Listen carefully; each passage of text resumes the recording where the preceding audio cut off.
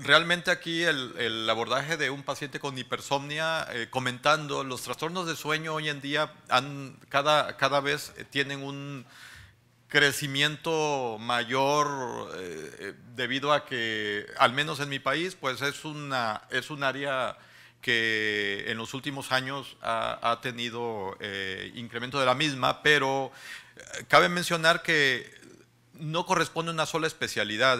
La medicina del sueño es un área multidisciplinaria y por la parte neurológica comparte con nuestra especialidad varias entidades, varias patologías. El tema aquí del abordaje del paciente con hipersomnia, excluyendo de estas al síndrome de apnea de sueño, que ese tema es el último que se va a tocar el día de hoy. No funciona el... Aquí rápidamente, la somnolencia es un estado fisiológico que forma parte del ciclo vigilia-sueño. Este estado incluso viene descrito o lo describe Plum y Posner en las etapas dentro de las etapas fisiológicas, lo que es la vigilia, la somnolencia y la entrada a sueño en lo fisiológico. En lo patológico ya entraríamos a un deterioro que no es el momento o no es el tema. La somnolencia, cuando es excesiva, constituye un síntoma, y va a constituir un síntoma de varios trastornos. Puede formar parte del espectro clínico y diagnóstico de múltiples procesos.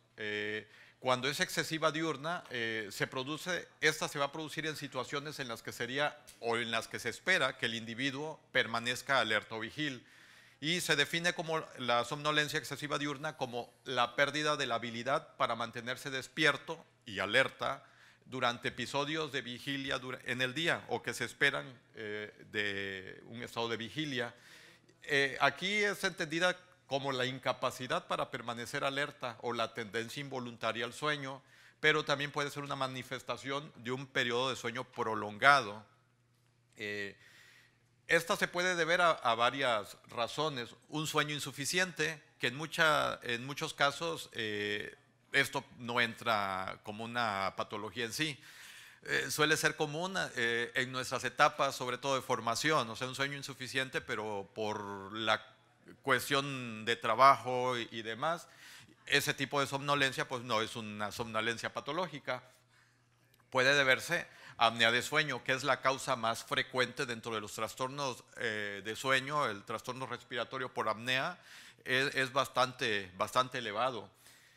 Puede deberse a la narcolepsia y a otras hipersomnias intrínsecas. Este punto, pues sí, ya corresponde a nosotros, al área que nos dedicamos o nos especializamos en área neurológica, al diagnóstico, a detectar este tipo de alteraciones, que en muchas ocasiones vemos esto como bastante infrecuente, pero yo me atrevería a decir que en muchas ocasiones estas entidades están subdiagnosticadas. Ajá.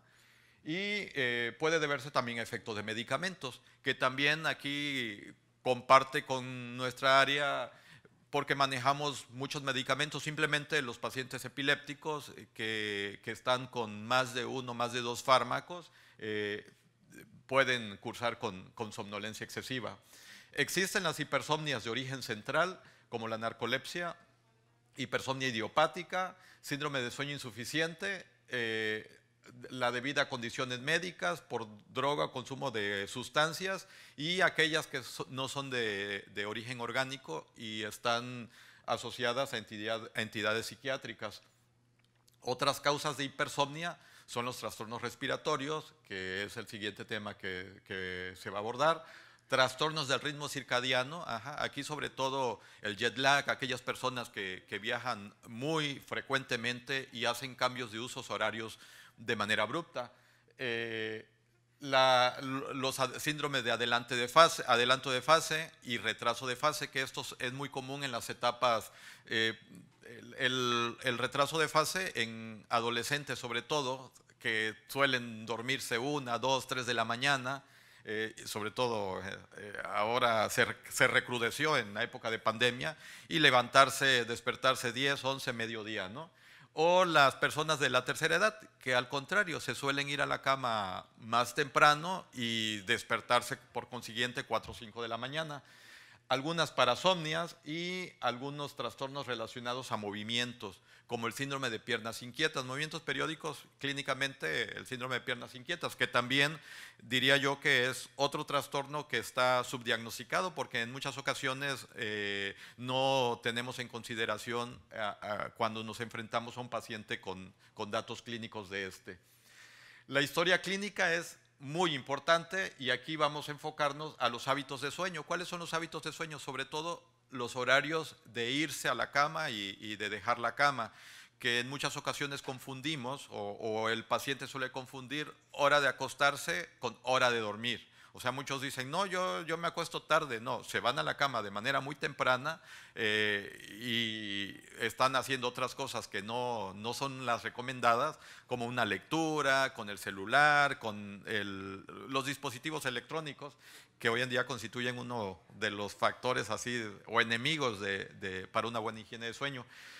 Aquí los hábitos son importantes, los síntomas diurnos, como la somnolencia durante el día, el desempeño durante el día, consecuencia, esas personas se quejan de problemas de concentración, de una baja atención e incluso de supuestas alteraciones en la memoria. Digo supuestas porque una persona no duerme bien, al día siguiente no está al 100%. Movimientos durante el sueño. Esto y las observaciones durante el sueño pues van dirigidos en cuanto a la historia clínica al compañero de cama, que es quien suele verlo, al familiar que duerme cerca de ese paciente. Síntomas narcolépticos y demás. Este es un cuestionario que realizamos en el hospital, en la clínica de sueño, y es básicamente a manera detallada un historial, los datos del paciente obviamente, datos personales, la higiene de sueño como tal que señalaba, hora de acostarse, hora de levantarse, tanto entre semana como en fines de semana, porque en muchas ocasiones también es bien importante señalar eso. Entre semana por cuestiones laborales nos despertamos o tenemos que despertarnos a las 5 de la mañana y en fin de semana pues quizás nos quedamos hasta las 8, 9, 10 de la mañana y pues eso también en una persona que es vulnerable a un trastorno de sueño como tal o vulnerable a insomnio, pues eso va en contra.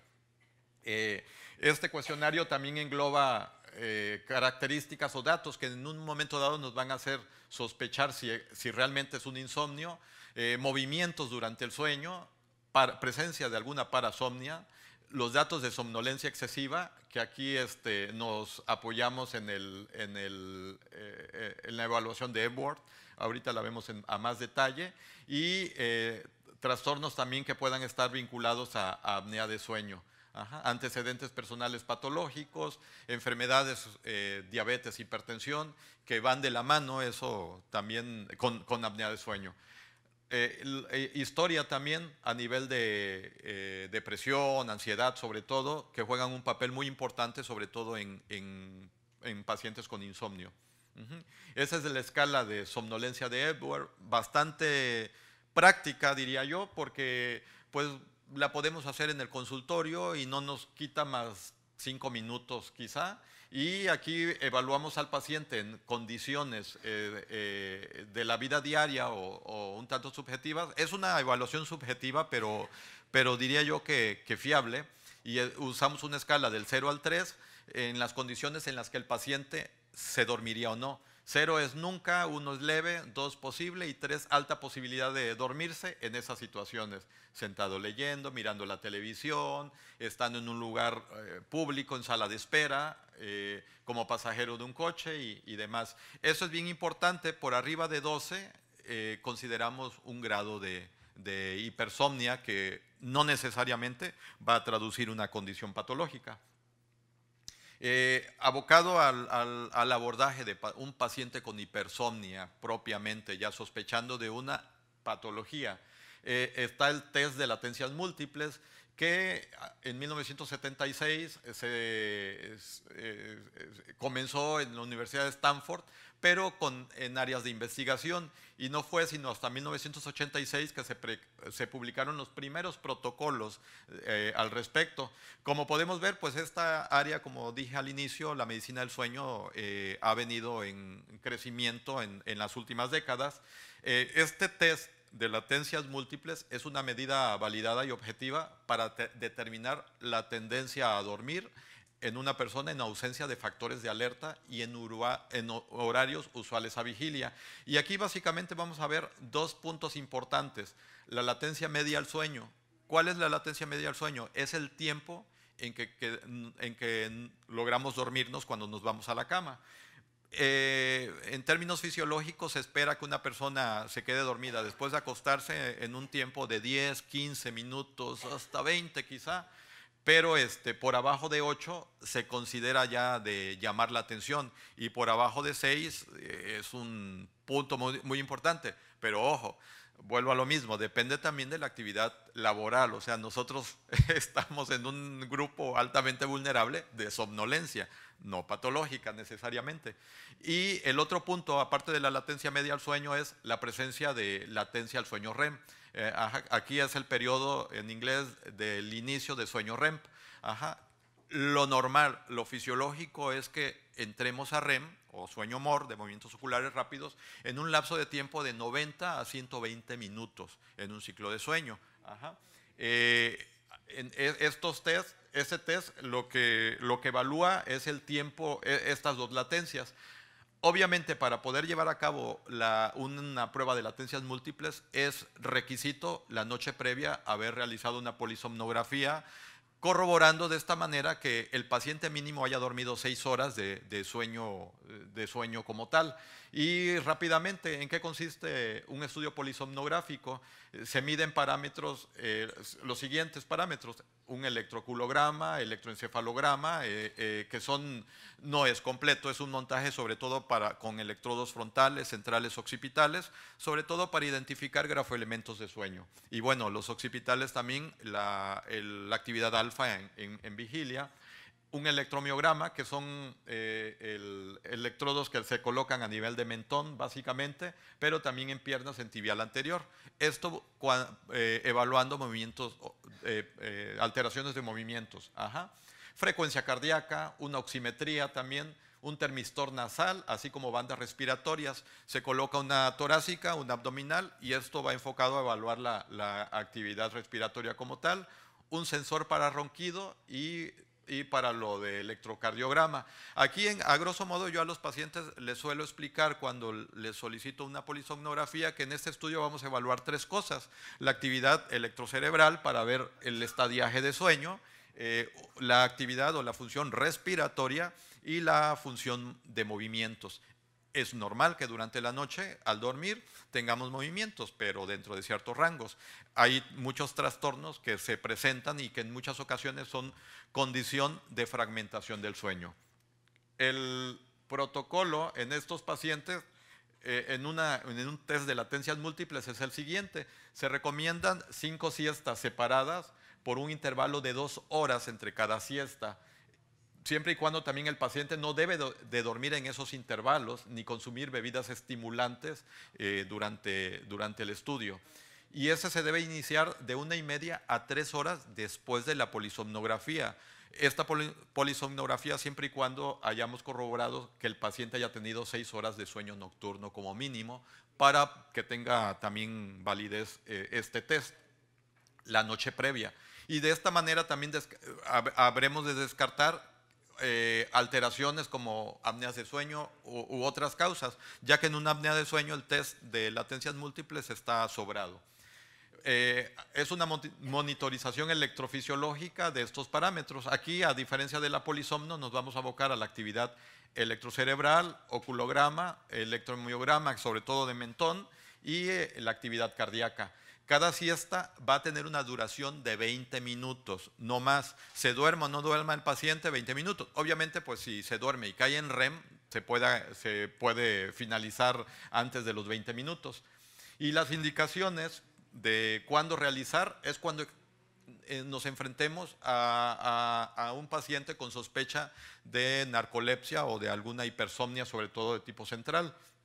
En la narcolepsia vamos a encontrar lo siguiente: una latencia al sueño de 8 minutos, es decir, menos de 8 minutos. El paciente se queda dormido muy rápido, y durante la sesión del 4 o 5 siestas existan 2 o más inicios de REM. Si hay más de 2, ya no es necesario hacer la quinta siesta, ajá, porque con 2 entradas a REM, esto nos lleva al diagnóstico, obviamente con las características clínicas. Es sospecha también para una sospecha de hipersomnia idiopática, igual, pero aquí pues obviamente el REM no va a llegar a más de 2. Ajá, no está indicado en algunas otras patologías como en la apnea de sueño. Ahí test de latencias múltiples no es la indicación, así como hipersomnias asociadas a tratamientos médicos o neurológicos incluso, que a excepción de la narcolepsia sospechemos en ese paciente. En un insomnio pues no nos va a servir. Haciendo un paréntesis, igual que una polisomnografía, en muchas ocasiones piden una solo polisomnografía en un paciente con insomnio. Si es un insomnio primario psicofisiológico, la polisomnografía no va a tener ninguna utilidad, salvo que sospechemos que ese insomnio sea debido a un trastorno que durante la noche fragmenta el sueño. Bueno, ahí cambia la situación. Aquí, como un señalamiento, es importante decirles que un 30% de la población generalmente va a presentar latencias a sueño, inferiores a 8. Como lo comentaba y vuelvo a repetir, depende mucho, sobre todo aquellas personas que trabajan a turnos o bueno, médicos de turno nocturno, o los residentes, pues seguro, residentes con guardias y demás. Es importante también tener en consideración la somnolencia, los estados de somnolencia fisiológica. Ajá. No, una comida copiosa en mi país le llamamos el mal del puerco, el mal del cerdito, que el cerdito come y lo primero que hace es irse a dormir. Eso es un estado fisiológico, ¿no? La temperatura también elevada dentro de la habitación es un factor también. Una cama confortable, una lectura aburrida. Ajá. En muchas ocasiones pues la lectura puede ser el mejor inductor para sueño. Dosis bajas de alcohol, y digo bajas porque dosis altas pues indudablemente, ¿no? Salvo que sea una persona altamente resistente al alcohol. Ok, y vamos a ir, las hipersomnias de origen central. Encontramos a la narcolepsia tipo 1 y 2, en un momento vamos a ver las características. Una hipersomnia idiopática sin alargamiento de sueño, hipersomnias recurrentes. Ajá. Aquí encontramos a un síndrome de Klein-Levin, que es un poco más frecuente también de lo que consideramos.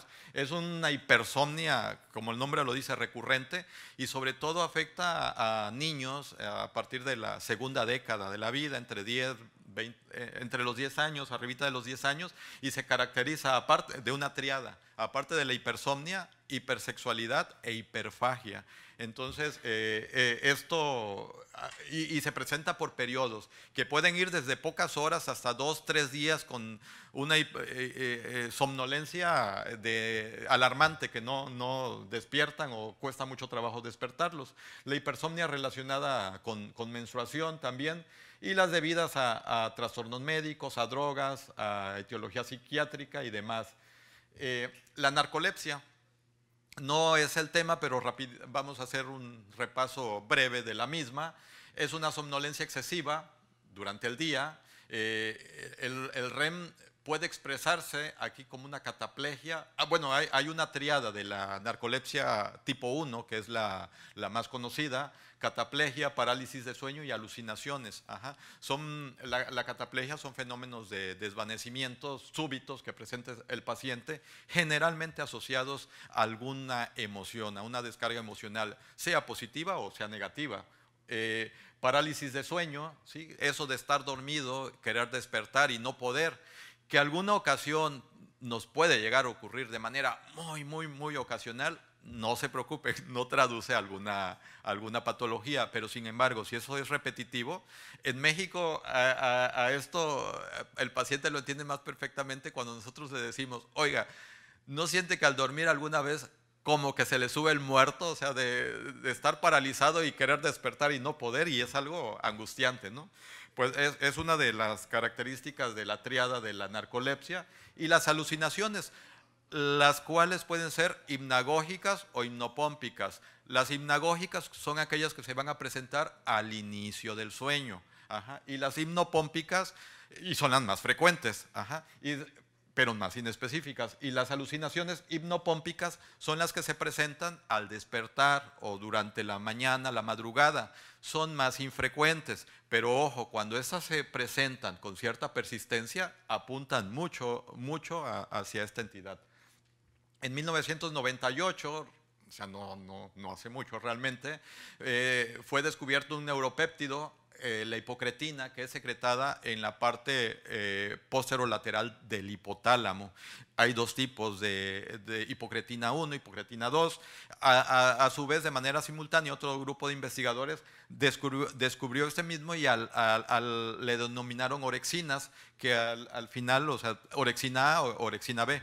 Pero dentro de la literatura vamos a encontrar la referencia como hipocretina, y estas son responsables, este neuropéptido, de promover la vigilia y de inhibir el sueño REM. El origen de la narcolepsia tiene 3 puntos de dirección. Una base autoinmunitaria, ahí sí se ha descubierto, sobre todo en la tipo 1, la relación con antígenos de histocompatibilidad con DQ B10602.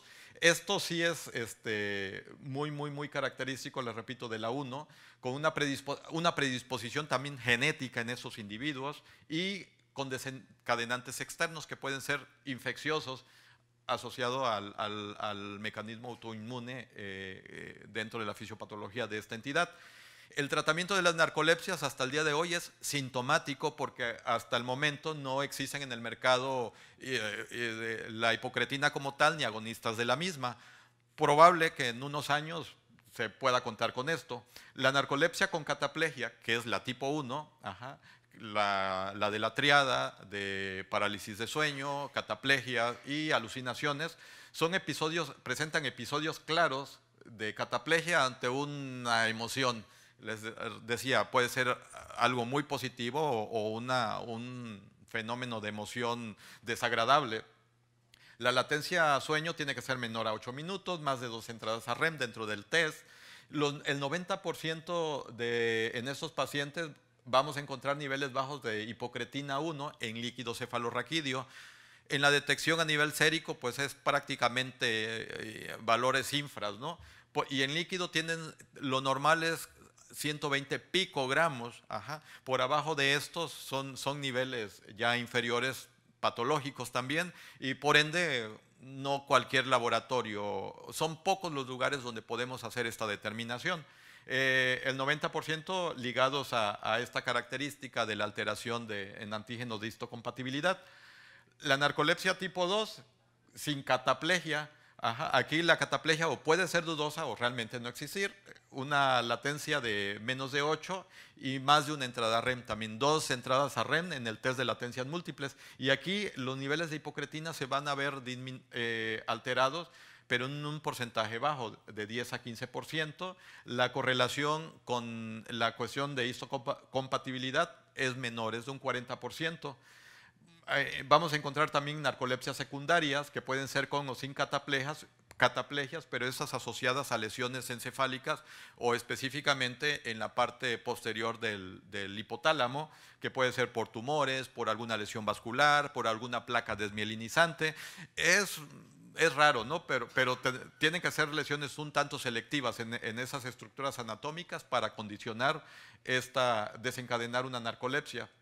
Lesiones a distancias, sobre todo como síndromes paraneoplásicos. Ajá. Y aquí también vamos a encontrar una latencia menor a 8 y mínimo 2 entradas a REM en el test de latencias múltiples. Aquí pueden ser con o sin deficiencia de hipocretinas. Ajá. Y no tienen correlación con las alteraciones a nivel de antígeno de compatibilidad.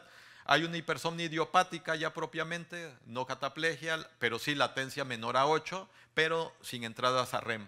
Niveles normales de hipocretina y sin alteraciones a nivel de antígenos. Esa es una época nada más simplemente para ilustrarles una polisomnografía. Vemos lo de arriba, el oculograma, el electroculograma, el electromiograma, que es el sensor, el electrodo que se coloca a nivel del mentón, los electrodos de registro electroencefalográfico, el de corazón, el de piernas, los electrodos que se colocan en músculos tibiales, izquierdo y derecho, ronquido, eso es para CPAP cuando se va a colocar y demás, y lo de la función respiratoria, el termistor para el flujo oronasal, la banda torácica y la banda abdominal. Aquí esto es característico, eso es un REM. Y aquí vemos los movimientos, cómo se ven sacádicos.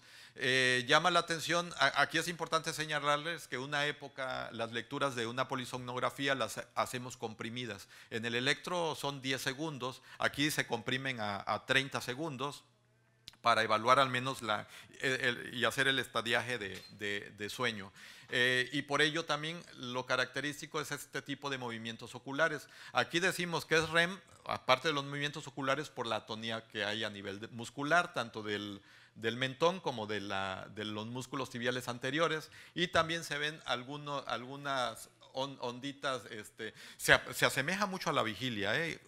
Cuesta trabajo en ocasiones identificar un REM por la pura actividad electroencefalográfica. Esa es otra época también, y aquí vemos los movimientos oculares, no hay tono muscular, y la característica, algunas onditas en dientes de sierra, que es algo característico en lo de vigilia. Ese es un ejemplo de un test de latencias múltiples, una especie de himnograma, pero enfocado nada más a la parte que nos compete.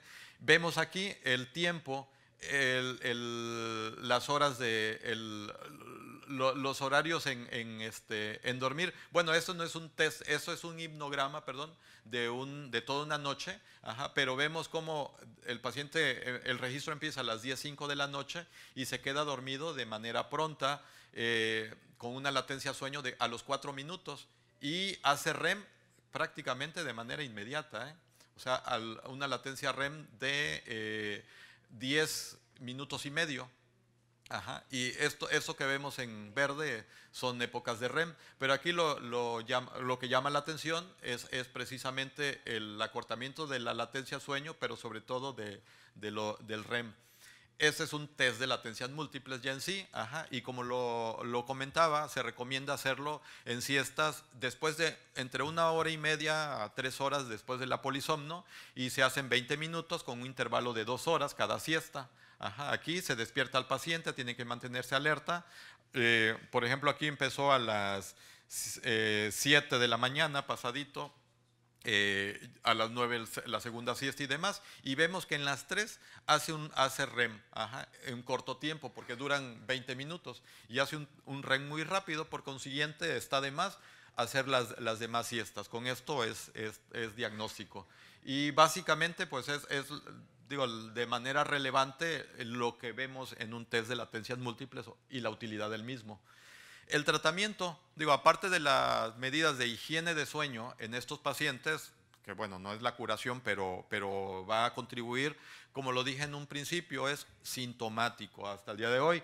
Vamos a ver qué es lo que va a predominar en una narcolepsia, en un paciente narcoléptico. Si es la somnolencia, pues vamos a usar estos fármacos, modafinilo, metilfenidato, bueno, ese que es un tipo de anfetamínico.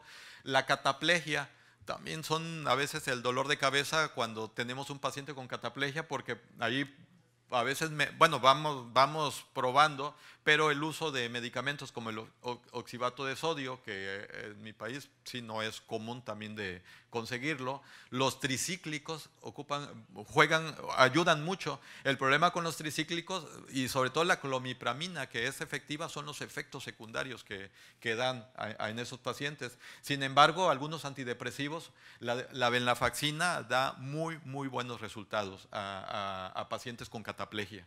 Y para sueño fragmentado, o sea, también lo mismo, tratamiento sintomático como tal.